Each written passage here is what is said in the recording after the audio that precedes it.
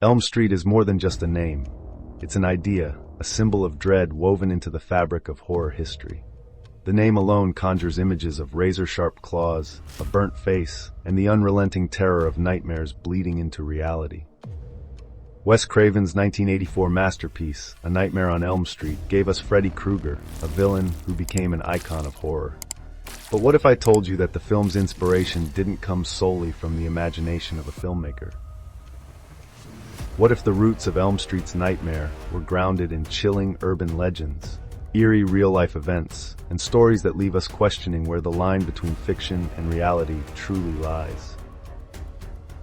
The seed of the nightmare was planted in Wes Craven's mind when he stumbled upon a news article in the late 1970s. It told the story of a group of Southeast Asian refugees who had fled to America after surviving the horrors of war. But safety didn't bring peace. These men were plagued by horrifying nightmares so vivid and relentless that they refused to sleep. Some even resorted to staying awake for days at a time. And then something unthinkable happened. One by one, they died in their sleep. The details were unsettling. These men, all healthy and young, would fall asleep after days of exhaustion.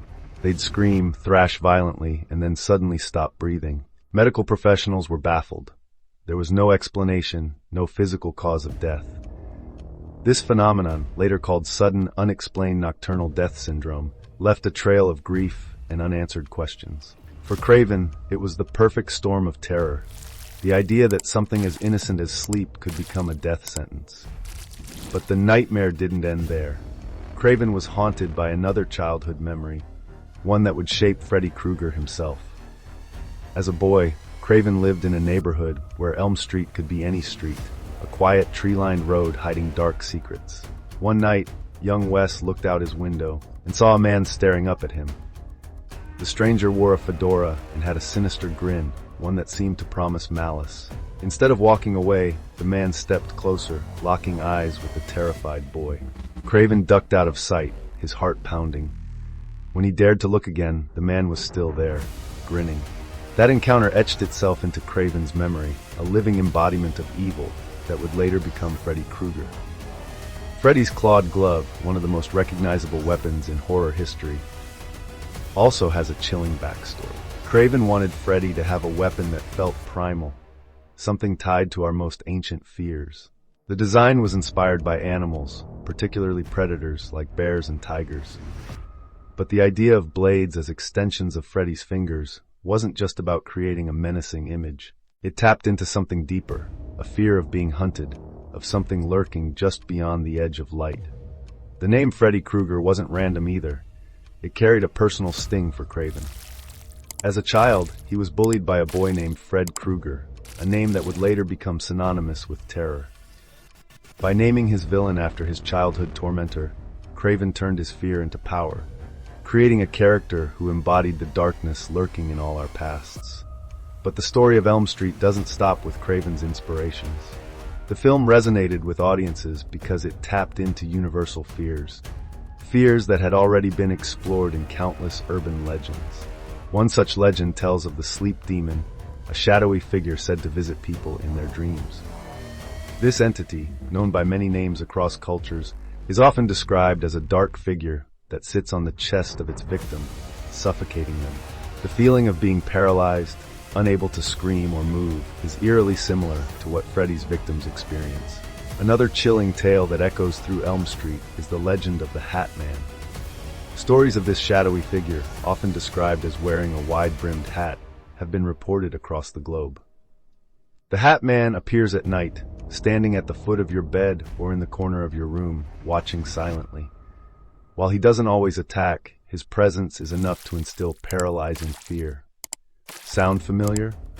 Freddy Krueger, with his fedora and dark silhouette, feels like the Hat Man's sinister cousin, stepping out of urban legend and into our nightmares.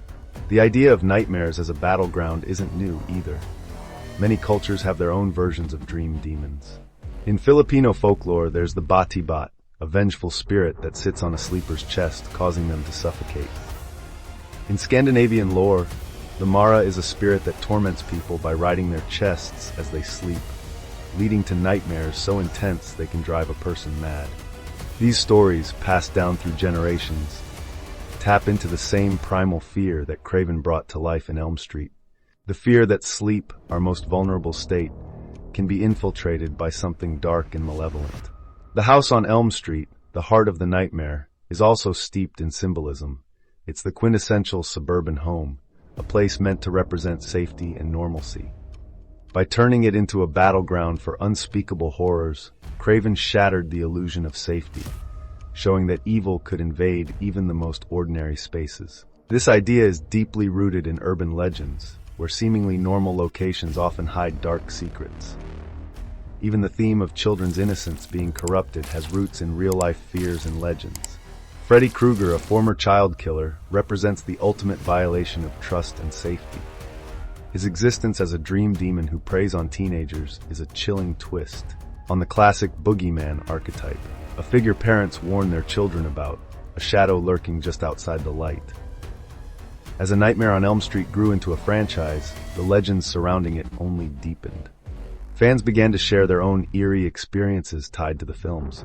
Some claimed to have vivid nightmares after watching, dreams so real they woke up screaming.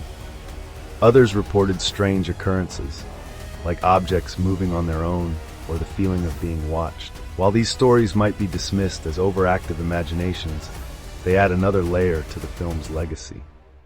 A reminder that sometimes stories take on a life of their own. The line between fiction and reality blurs in the world of Elm Street. The legends that inspired Freddy Krueger remind us that our fears are deeply rooted in shared human experiences.